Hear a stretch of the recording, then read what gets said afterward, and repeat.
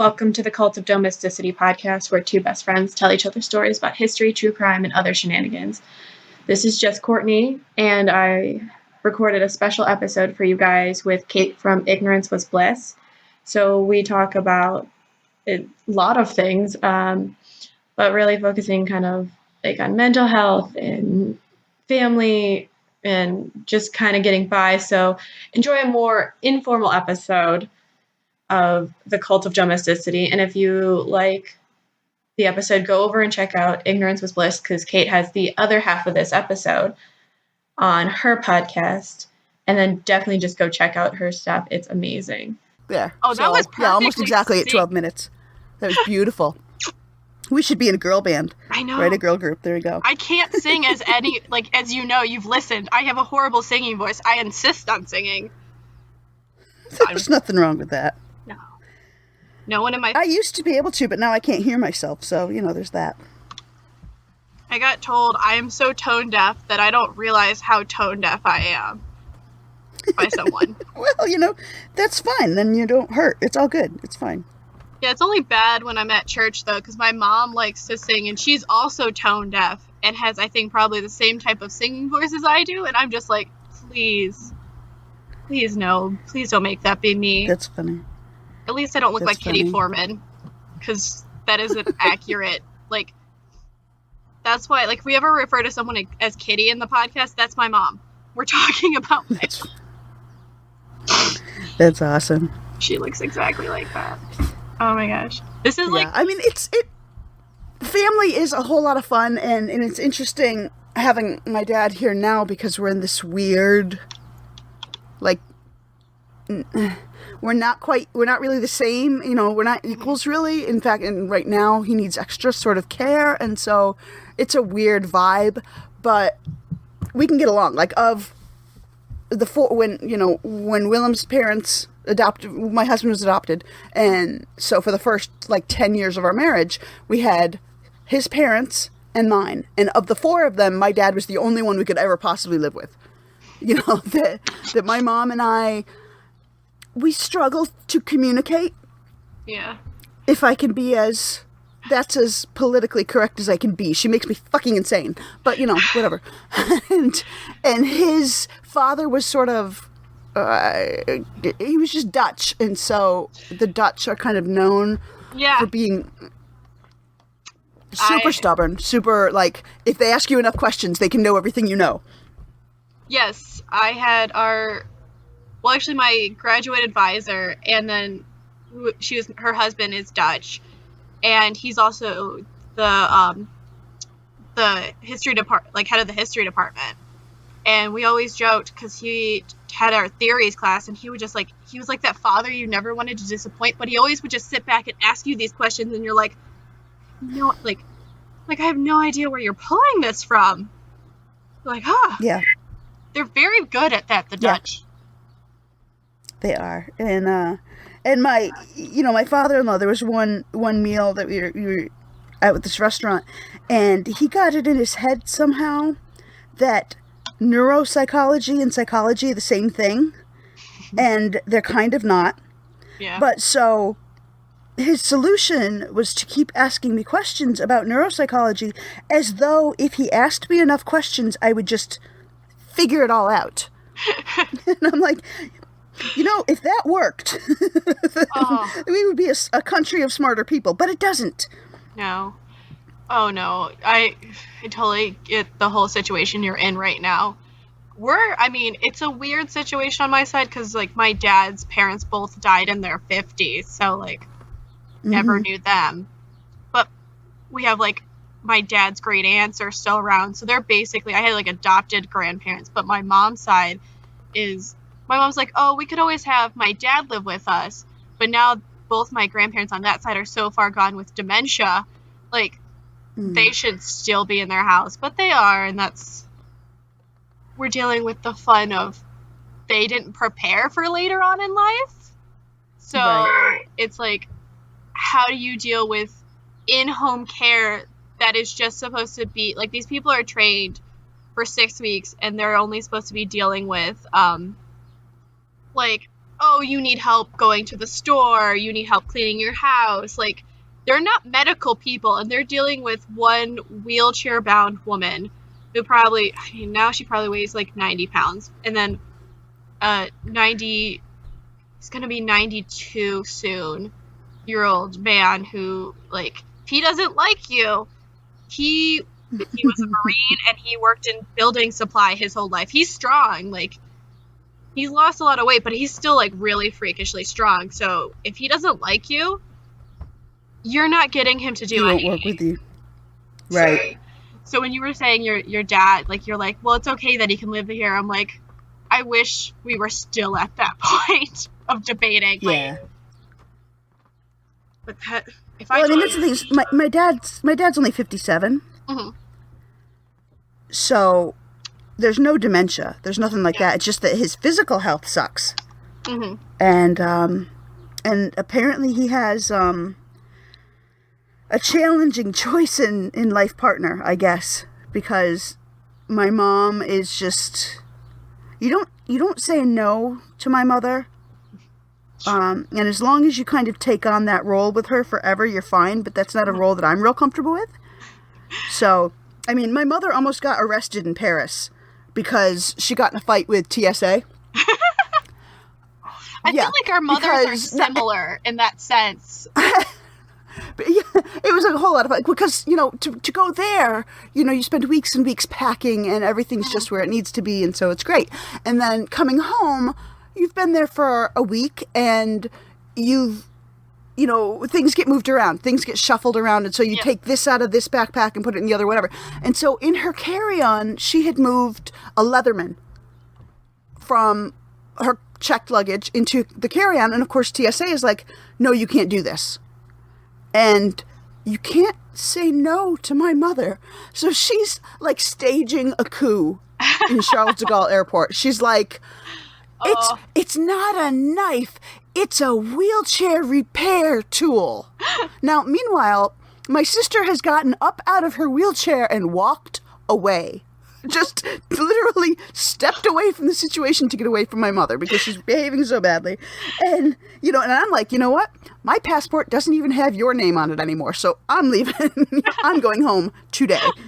And, and she just got so self-righteous about things. And that's the thing is that my mom is so convinced that she knows the right answer. She actually says it. I don't know if you listened to the episode that she's in. Yeah, I did. Yeah, she seems whatever like number that. But she says it at one point that she knows the right answer, and that was like the best poker face. Like I swear, I strained something in my face to keep from being like, "Ha! Of course you do." But yeah, that is my mom is very much like that, and she's. I mean. We used to joke when she was a manager at her job that she would she's very, we joke she's very German. She's 50% German, but she likes everything to be her way. She's right, and you're just there to support her.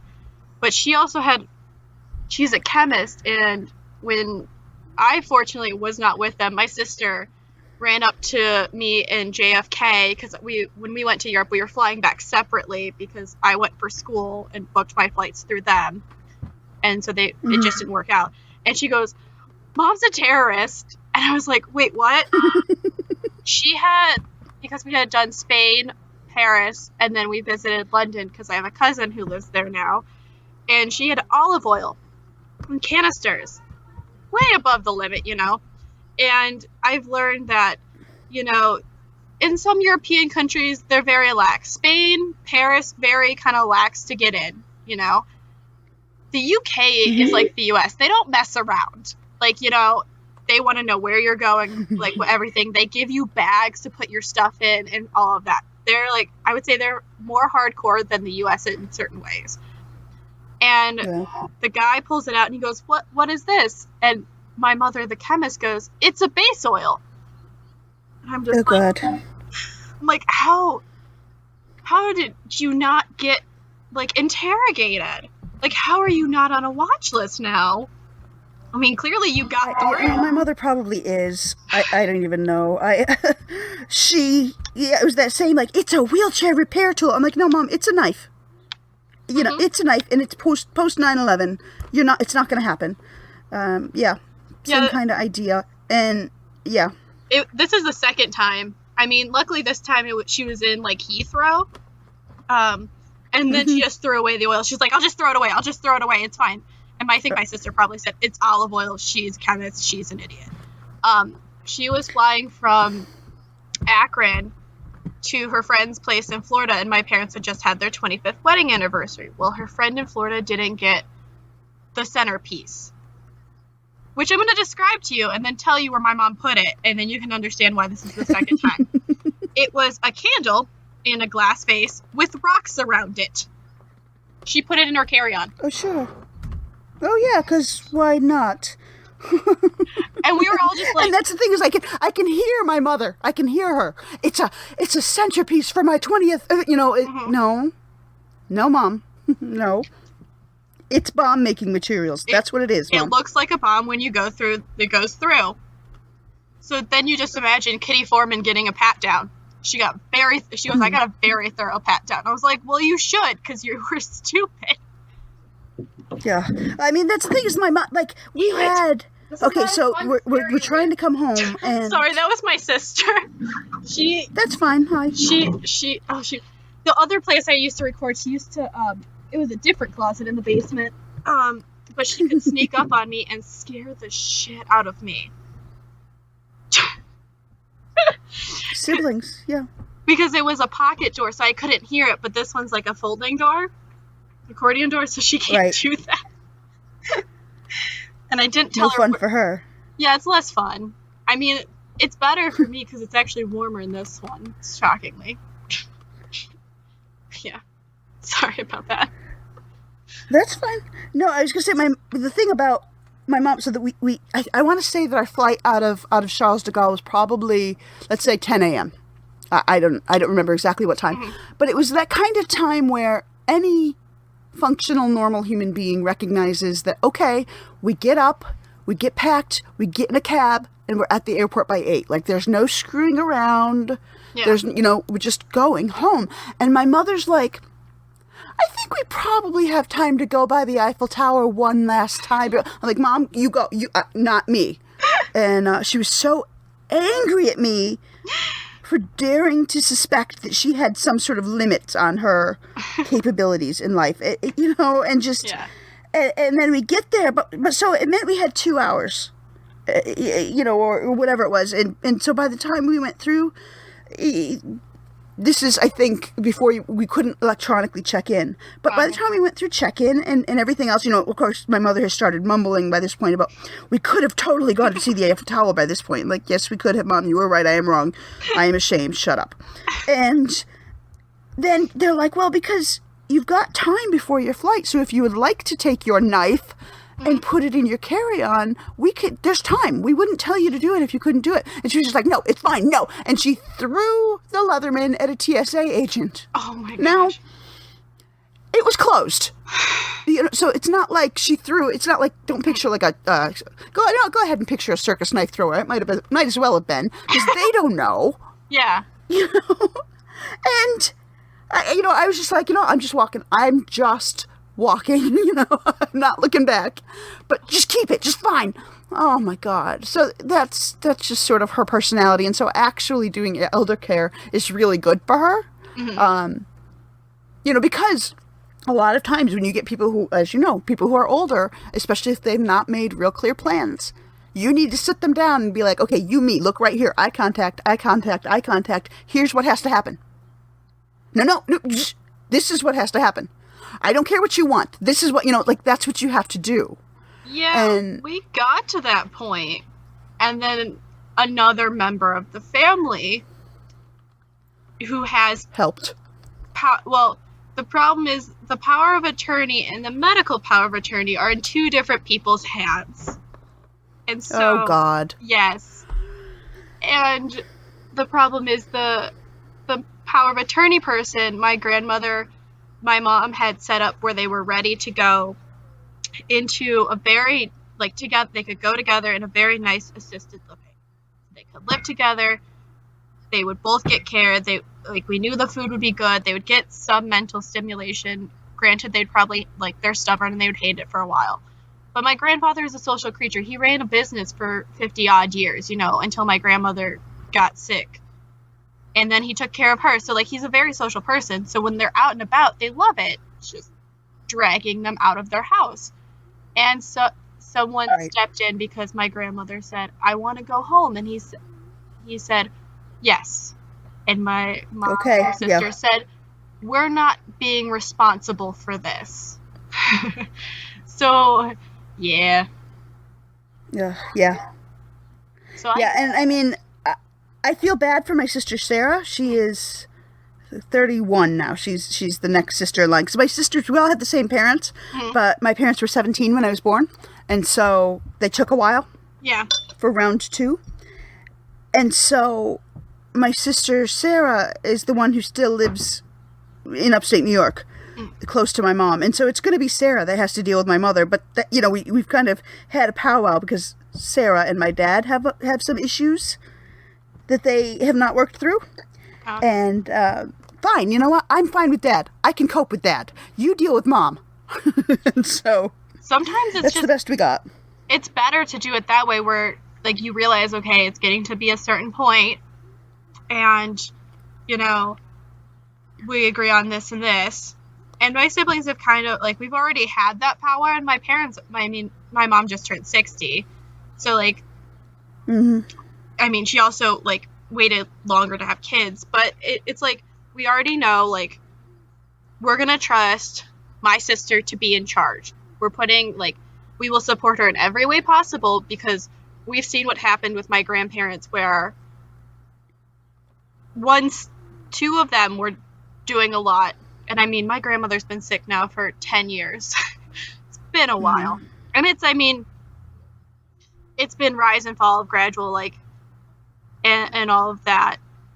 Also learn, if you think you might have depression or anxiety, please get it diagnosed early. Because, right. Ooh, we found that one out when she was 80. That was fun. Yeah. Late time diagnosis. Well, and because there are so many somatic, physical aspects to depression that it's really hard to get ahead of it, especially the older somebody gets. Well, it pretty much seemed like her depression and anxiety went into her cleaning her house. She got shingles really bad, couldn't clean her house, and then afterwards, they're also from the age of, well, why do we need physical therapy? I'm better now. So it's it was this continual thing of, well, you need physical therapy to make sure you can walk. When she can't walk, you can't really clean your house. And we've gotten to this point where she's now pretty much, I always say it's the worst way to say it, but at points she kind of looks like a Holocaust victim just based on the wasting, and she can't move herself. But it's failure to thrive. Yeah. The sad thing is I've told people this. We're going to have a notebook situation because I think my mom said they're going to be married 63 or 65 years this year. So I think they're just holding on for each other. But you see, he doesn't want to leave her. She doesn't want to leave him. And because because her depression wasn't treated for so long, so then it made other things worse. And then she'll get anxious if he's getting upset about something. So it's this weird cycle. And I just you're just sometimes if I go over there, I'm just oh my gosh, we'll have to get one of them to the doctor. And my grandma won't fight us. My grandfather will fight us, and then which makes her anxious because he's fighting us because he doesn't want to go. Why do I have to go? You're gonna put me somewhere, and you're just you need to not, because she's going to freak out, and then they're going to be this weird cycle, and you're just oh my gosh, they should not be in their home, but that has been taken out of our hands at this point. So it's yeah, what do you do? So when your interview with your mom, I was just I totally get all of this, and at 25 I should not be getting it, but my siblings and I hear you. I mean, we already determined how we're going to be buried because we're weird like that. But we know, like, don't want to suffer. It's like, if we get to a certain point, put us in. Put us in. Like, literally, if you get us a good one, put us in. Might be grumpy about it, but in the end, the socialization factor alone is worth it. Well, and you know, I mean, my mom talks about a little bit in her interview about how EMS, if they find you unresponsive, they are legally obligated to work on you unless there is a visibly posted DNR order somewhere. Yeah, I need to remind to tell my mother that, because that's gotta happen. And that's hard to do, you know, and it's hard to, and so, you know, the way I feel about it is, especially because I'm young, you know, people don't look at me at 40 and think you're going to have a DNR.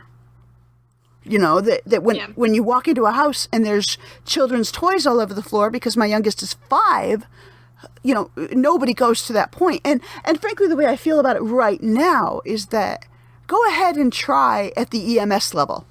Yeah. You know, it's and go ahead and shock me back if the ER doctor thinks it's going to work. But if I slip into a place where I'm going to require a ventilator or feeding tube, no. I don't want that. And so I listen to people, like my neighbor across the street is, what is she? She's 90. Well, she's older than that now. She's got to be 98 or 100 now, because she remembers my house being built. And my house was built in 1926. So she's got a few on her. And she's fabulous. You know, she's really fun. She used to own a yarn shop, so I'm so sad that we missed that. But oh yeah, she's a really fun lady. You know, she's got a lot to say. Unfortunately, she has gone blind, and now she doesn't like people in the house because she can't tell where you are, and it makes her nervous, right? And she doesn't remember me well enough, and so I don't go over there anymore because she doesn't like it, because it upsets her. Yeah. But well, I used to go over and I would sit and knit with her, even if she was just holding the needles and not doing anything. You know, it just, the company more than anything. But she has this attitude, just hardcore, I'm going to die in my bed. You know, there is nothing, you know, I mean, she has said, I'm going to die in my bed, God damn it. And she doesn't look like the God damn it type, so I adore her. But I look at that and I'm like, I don't understand. I'm trying to, and I guess I get the idea that it's maybe more comfortable for you, maybe, but I don't want my loved ones to have that on them. Oh. I don't want that to be their last image of me. Yeah, that is very much how my mother's side is. And we joke that we want to end up like my great aunts. I have a great aunt who turned 90 last year. She still works the Sylvanian Lodge fish fry every Friday, which means on Thursday they come in and prep everything.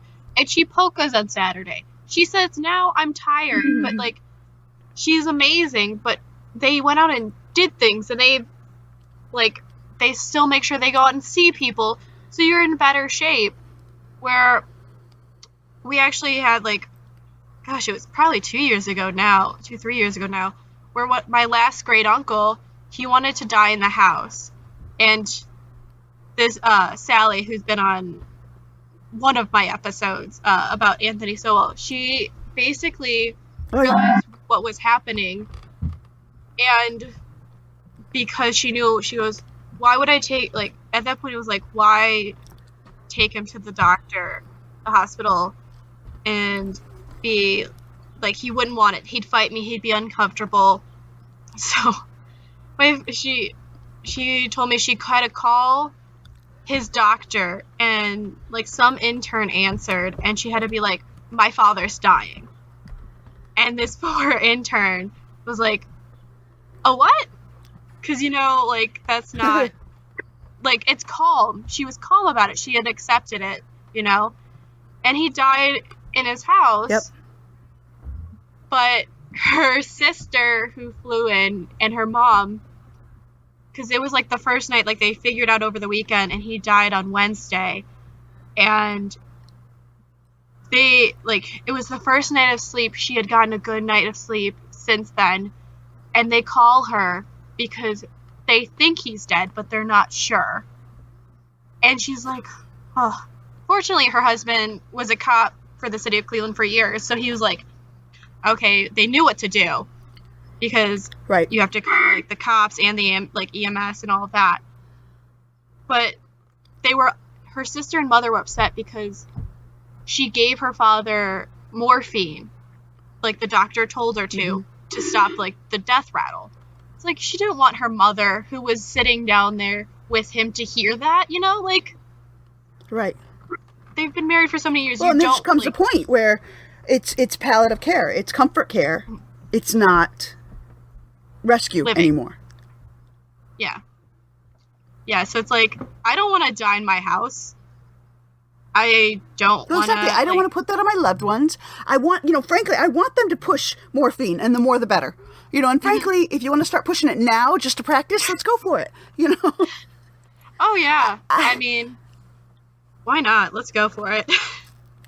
Yeah. And so I've been on a ventilator. I've been on a feeding tube. It's awful. Oh, yeah. They only put you on a vent if they really believe your lungs are going to quit working on their own.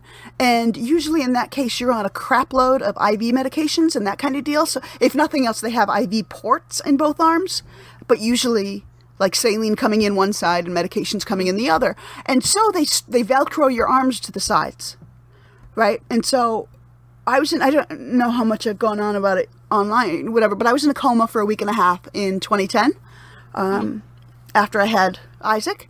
And when I came out, I was alert, and there was a day where I was awake, but, they kind of had to ease back on some of the medications, some of the sedatives that I was on before they could just plug everything. Like, they can't just yank a feeding tube and yank a vent and say, okay, good luck. And so there was a solid day where I was aware that I was strapped down, and I was aware that I was on a ventilator and a feeding tube, but there was nothing I could do about it. And that ventilator is the worst goddamn thing, because the vent goes in your mouth and the feeding tube goes up your nose, so it's backwards anyway. And, of course I'm stressed out like crazy because I don't really know what's happened. I only know what they're telling me, and that's only bits and pieces because I've been so sick. And so I'm grinding my teeth. And so little bits and pieces of the vent are breaking off, and now they're like floating around in my mouth, these little pieces of plastic, and there's nothing I can do.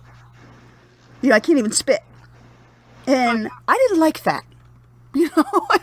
And that was awful. And the feeding tube thing, like, your stomach is messed up for such a long time after. And I just, bad, nasty stuff. Like, I'm really, really glad that set of options was there when I needed it. Mm-hmm. I'm very grateful that it was there when I needed it, but I don't ever want it again. And now, having gone through the epilepsy and having gone through this other stuff, I'm like, you know what? I don't think I can keep bouncing. That there's this moment after a seizure when they ask you your name and you don't know the answer. And you literally, like, it's that feeling of like, oh, of course I know and then the answer is just not there. And it's terrifying. And you're sore because all of your muscles, you've just gotten a whole body workout, very quickly. And so you're sore like crazy. And it's just, there's so many things that are bad. And it's like, I can't keep losing skills that I had. And I can't keep bouncing back like this. I just cannot.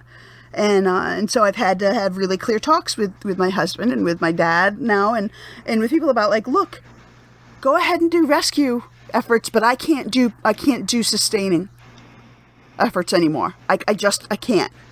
And that's a shitty conversation to have, but I would rather have it now in a way that is clear to everybody so that nobody's like, oh, what should we do? I don't know what we should do. It's very clear. So, yeah. I don't know. It's bad. It's yucky. Yeah, no, I totally get that, because, my sister and I were 15 months apart, and we've kind of, like, with all her chronic illness stuff, it's kind of like she's accepted with what she has that, one, she doesn't know if she can actually have kids, or does she want to because it's genetic, and she has the worst, there's 3 types, and she has the worst type. So does she want to pass that? Right? Well, we think my dad's mother had it. My grandmother, my dad's side. But we don't know because you basically find what she has because your doctor probably has had someone else who has it with it, which more clear, where their hands will swell. Or the scary one where your throat swells. Her GI tract swells, so that's fun, you know? How many people can say they've touched their sister's intestines through their skin? It's weird. I accepted it. Yeah. So, like, she knows, like, it's hard because, like you said, when you have a seizure, your whole body hurts. And when she has an attack, basically, she can look 3 months pregnant, and she's super skinny, so it's like you notice. And her only treatment is to basically give her, we joke they're like more expensive than EpiPens shots, and she has to stab herself in the stomach. You know, no one wants to do that, but that's what she has to do. And she goes, she's accepted she's not going to live as long as, you know, our great aunt who's 92. She doesn't want to because... Yeah, that's the thing. Is I know I'm not going to, and I don't want to. And so, like, I know if she's ever in a situation where they're like, we're going to have to do this, this, and this, I'm going to be like, she wouldn't want it, you know? Think of it now. And that's something she should write out, because if, you know, the younger she is, the harder they're going to fight you. Mm-hmm. And the sense of humor she has for, like, how long we've known she's had this for, probably about 4 or 5 years now. But she basically went through end of middle school, all through high school, going to the Cleveland Clinic. Like, you know, she knows what she wants and what she doesn't want, but she has this amazing sense of humor about it. Like, she had to do one of those camera pills, and she goes, I got to carry around a thing that said I don't have a bomb in me today. Like, yeah. You know, it's just, she's, like, the optimism when you're dealt, like, one of the world's shittiest hands. Well, yeah, I think it's this sort of, there's a black humor, and you develop perspective about what's actually important. You know, and so if one of my kids breaks something or misbehaves, you know, I try to discipline them, but I'm also at the same time, I'm like, whatever, bring it. In the scheme of things, like, them breaking something, maybe, depending on the sentimental value, a little anger, but other than that, you're like, it's broken, yes. Should you have done that? No. But it's okay. It's not that big a thing. Yep. Yeah. So, no, I follow. And it's hard. It's harder, I think, for other people to hear it than it is when you're in it to say it. Yeah. You know, and because, of course, other people, they don't want that loss, and they don't want you know, they think somehow that living forever is a positive thing because death scares people. But, you know, I just feel like nothing does last forever and nothing's supposed to. No. And, I mean, I know she's personally had harder times finding someone to date who understands I'm not going to feel good on certain days, and I'm just going to go home from work. I have to be at work. I need to make, like, a living. I have to live a life. But I'm going to go home. I might have a ginger ale, and I'm going to go to sleep because my whole body hurts, you know? And her last boyfriend said, you're cheating on me. And she goes, I don't have the effort to try. Right. Do you know how much work that would be?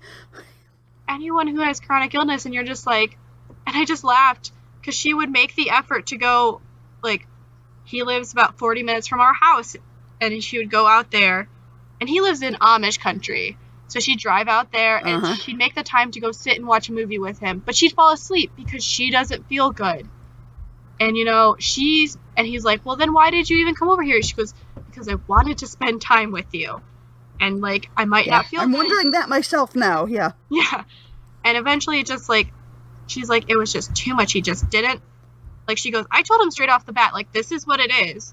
Like, she's one of those people who comes out, like, I might not feel good. I have a chronic illness. Like, sometimes I'm going to be like super up and because I feel good. And then who knows, something might happen and you won't see me for a couple days because if I get like a cold, it's like a cold plus. So it's like, you can't get mad at me if I disappear because I am just laying in my bed, like for 3 days. Right. No, if shit hits my fan, it hits my fan harder. Yep. Yeah. And I was just like... And I mean, I feel bad for Willem. I feel bad because he and I started dating before I got sick. Yeah. And I mean, I was 27 before I was diagnosed with the spinal autoimmune ankylosing spondylitis. And then, we'd been married a lot of years, 10 years before I had the disaster medical stuff after Isaac's birth. And and now this, and now this, and now this. It's one thing after the other. And I look at him sometimes and I'm like, you didn't sign on for this. I feel bad knowing that. And of course, he doesn't look at it the same way. But I definitely have this feeling of like, look, this is not what you signed on for, and I feel bad. And so it's that much harder. Like I've said before, like I won't date again. I just, mentally, I'm not prepared to let somebody in, but also physically, I'm a disaster. No way. So it's good that I already had my kids because I am not brave enough to even consider that. Well, I told my sister because I was like, I don't want children. I realized that a while ago, but I told her, I'm like, if you need someone to have a child, I want to be the first person, like you ask, because if you need an egg or if you need a carrier, I'll be there for you. We also, when she was really bad and we didn't know what it was, we spent probably, because when she got really bad, it was the same time my grandmother got sick and the same time my great uncle, we found out like, hey, you probably shouldn't be living in your home, and he was sick. So it's like, there was no parents. It was my sister and I a lot. So like, I was like, at this point, we could be twins for how close we are. And I'm like, I want to be your first option if you want this. You want to have kids and you don't want to risk your health, I will do that for you. Because, tell you the truth, that girl probably, if she can't, but if I needed a lung or a liver or anything, she'd give it to me. Right. She'd knock somebody over on the street and get it for you. Yeah. We always joke, because sometimes if she doesn't really feel good, she goes, I need a new body. I'm like, okay, give me height, age, weight. Does it have to be female? Right. Like, and if, you know what, if she's feeling bad, it makes her laugh, because she's like, oh, I guess, I will have to figure out where to dispose the rest of it, but we'll try. We'll like Frankenstein. We'll do what we can, yeah. That's perfect. No, I think that's a big, let me just, off your point about I don't want to have kids. Good, please don't. Because in our society, there's such a pressure. When are you going to get married? When are you going to have kids? And I feel like kids ruin everything. There's no better way to put it. Like, they change everything about your body. Just your hair grows different and your fingernails are different. And my feet are bigger. I wore a certain shoe size before I had Emily, and now I am 3 sizes bigger, and they don't ever get smaller again. Like, much of your body bounces back, but your feet don't. Oh, my mom told us that she didn't have big boobs, and then she had kids, and then she goes, it was weird. And I just told her, I was like, well, screw you, because I would enjoy that, not having that. It's insane. And that's an overnight thing. I was pregnant with Emily, and with your first, you don't show in the belly for a long time.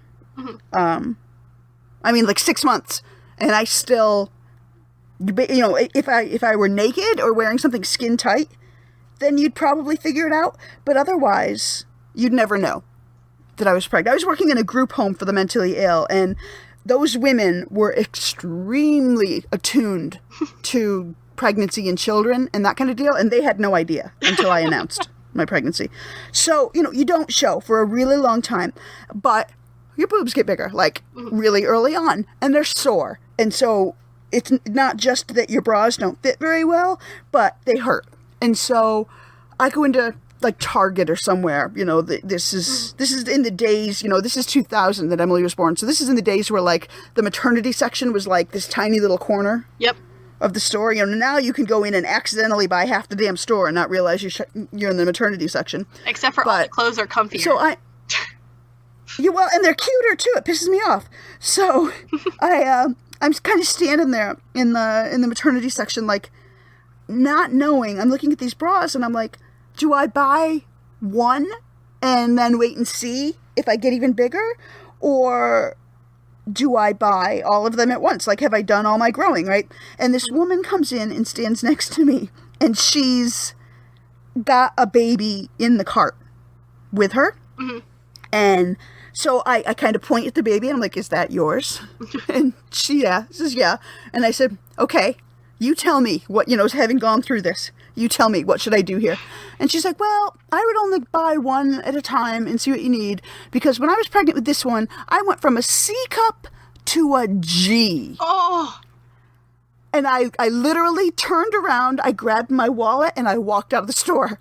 And I went home, and I laid down on the floor and cried. I'm like, I have changed my mind. Like, I wouldn't have even left the store. I would have just like curled up on the Target floor and been like, no. It's like, I can't do this. And Willem, meanwhile, is like, cool. I'm like, no.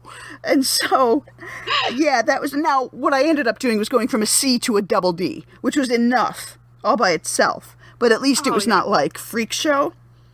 But that unfortunately kind of you do lose that once you're done breastfeeding. Mm-hmm. And so there's just all this weird shit that happens, but then kids, like, you don't think the same, and you can't sleep at night in the same way because your heart is wandering around in the world outside your body, you know, and you're vulnerable all the time because they're stupid.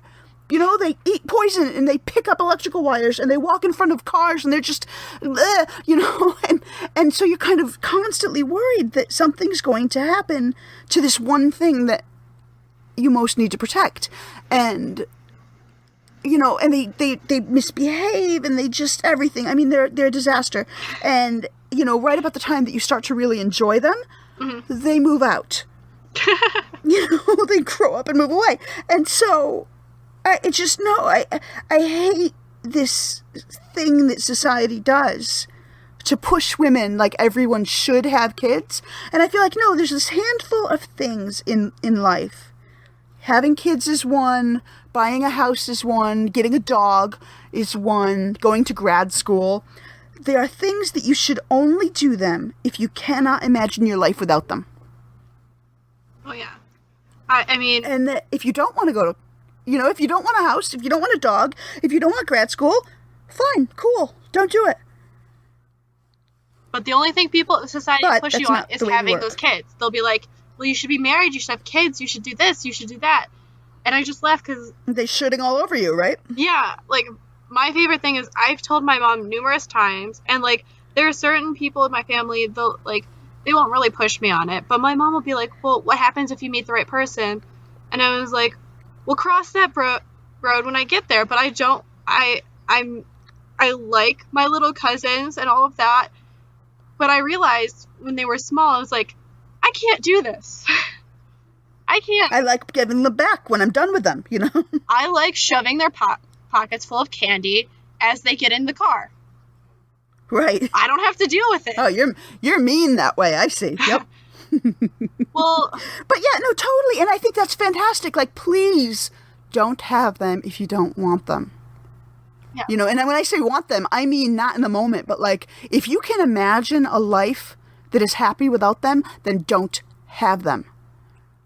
Oh, yeah. And I think the nice thing is, at least on my mom's side, there are a couple, like, of the women who, you know, don't have kids, but they make it work. They, you know, they travel, they do things they enjoy. They can leave for the weekend, and it's fine. Whereas you got kids, you can't just fly off somewhere. you're like, okay, well, what are we going to do for the vacation now? It's just... Right. I mean, I have it's no like having idea. a dog. Yeah, dog is easier, though. People tend to be happier to watch your dog than to watch your kid for a weekend. They're like, all weekend? The kids. You have 3 of them. They outnumber me. Okay. And I can't drink while I do this? Got it. Yeah. Yeah, no, I hear you. And that's one of the hard things, I would say, that the only real downside to us having moved out here from upstate New York is that we don't have any family out here. And it took years before we had reliable care for our kids.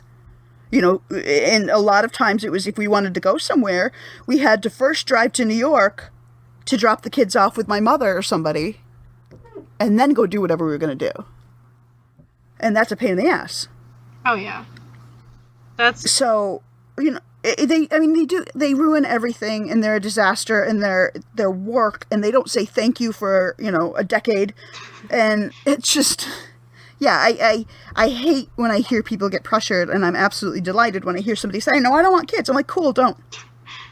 Yeah, and... You know, you might change your mind. It's possible down the road. You know, nobody can really fill in that sentence forever of, I'm never going to want such and such. You know, I hear people, I even lose my mind a little bit when I hear people say, I'm always going to remember this moment. Because I think, you know what? I don't remember a full year of my life. All gone. Full year. So, bite me. But, you know, you can't actually say that, so. Oh, I wanted to... But, I totally get that feeling because I had to explain to my mother what having ADHD is like. And I basically told her, like, because sometimes they don't tell you this when they diagnose you. You get memory, like, your memory is not great.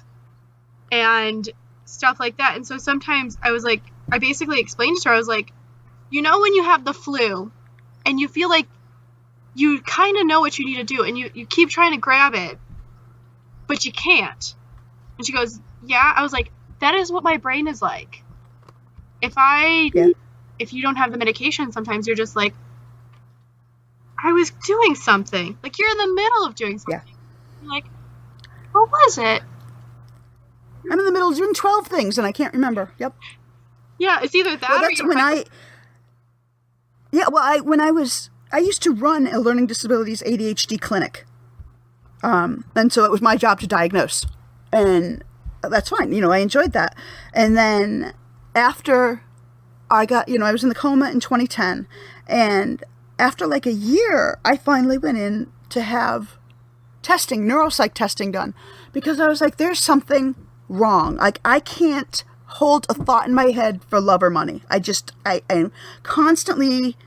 was just really sure that I had like early onset Alzheimer's or dementia or just, you know, everybody tells you, oh, it's post-coma syndrome, which means we don't know what it is. I always love how we're going to call it post-coma syndrome because we don't know what else to call it.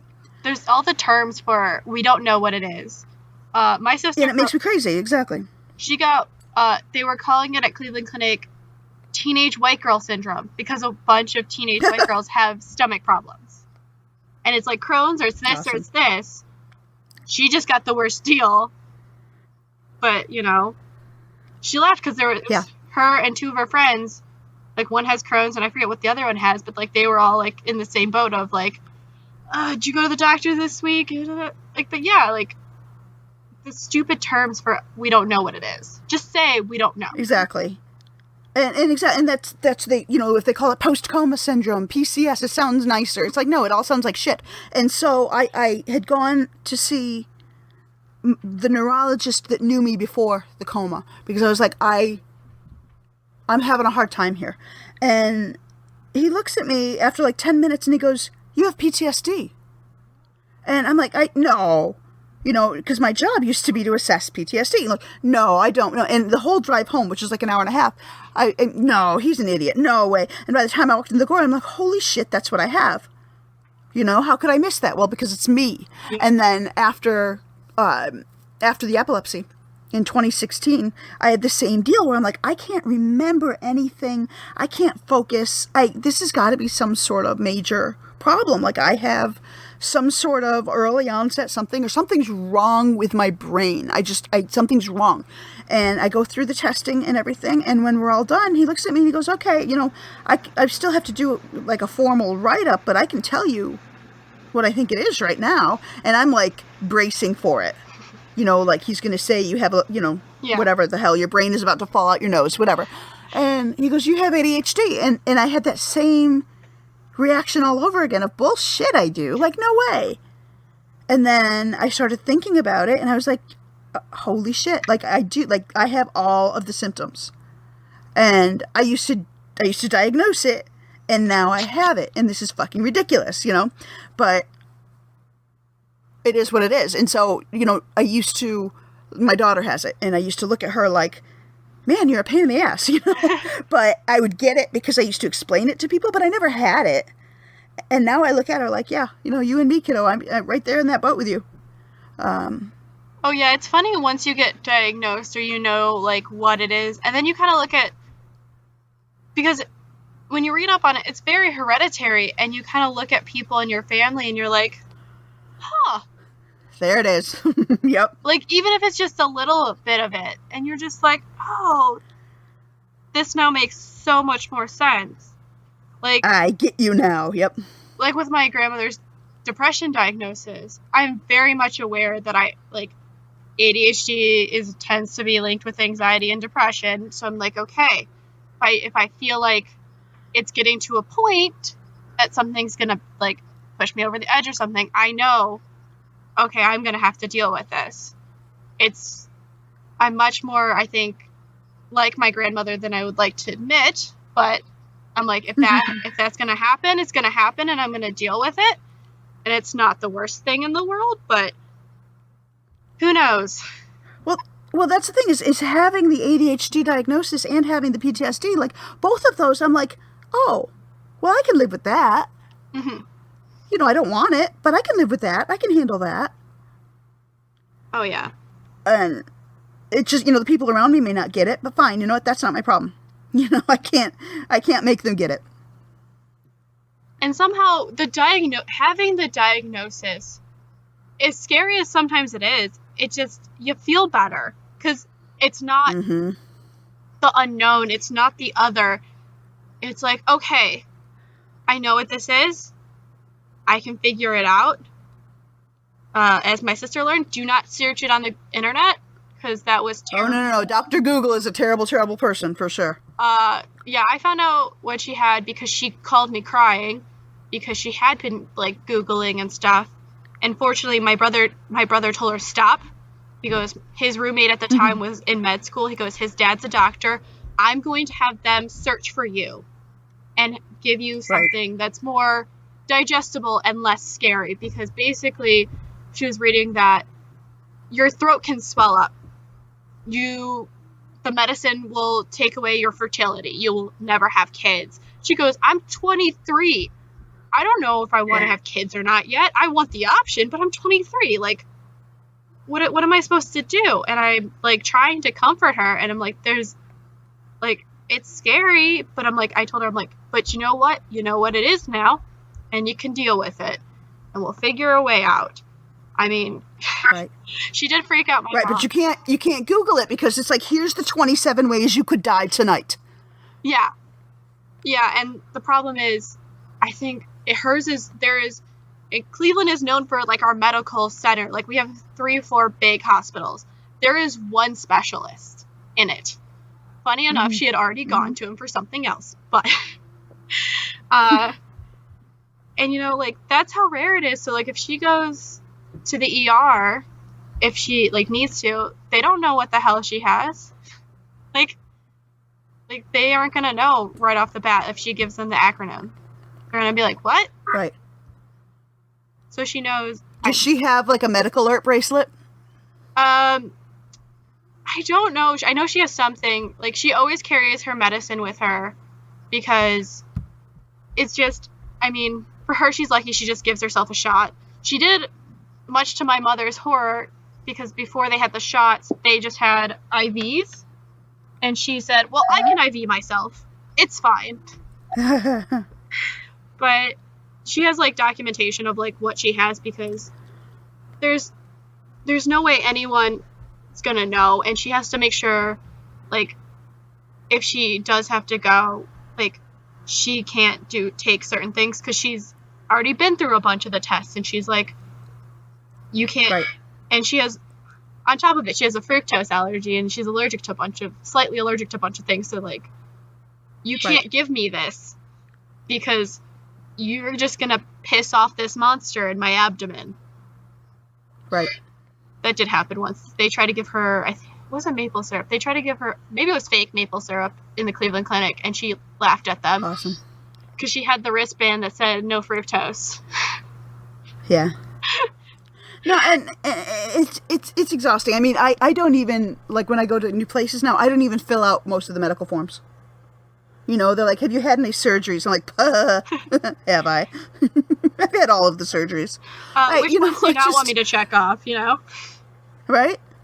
And it's ridiculous. And I've had the experience before where I've gone in and either had my own doctor or met one of my kids' pediatricians or whatever, and for some reason or another have mentioned something about my history and had them go, oh, you're the one.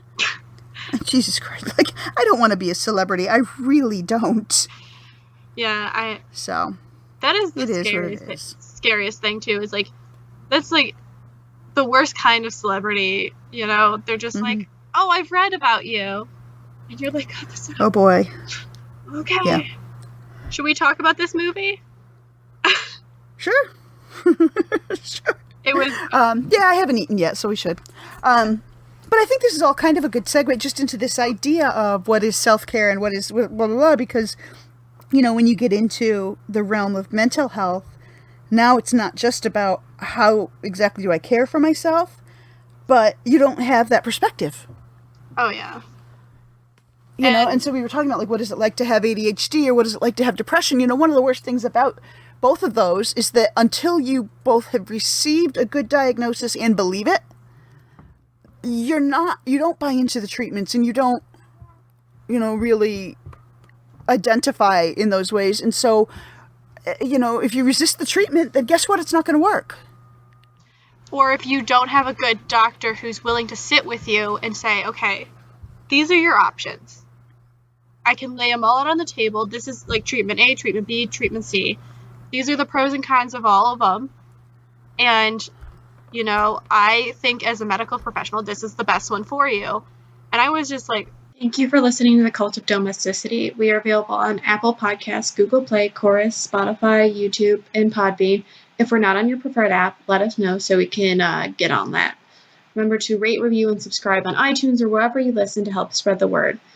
We are also on Facebook, Twitter, at The Domestic Podcast, and at The Cult of Domesticity on Instagram to get the tip-off, episode tip-off, recipe of the week, and additional information about this week's topics. And you can also find our podcast merch on Threadless by searching The Cult of Domesticity, and if you're feeling particularly generous, we have set up a tip jar on PayPal.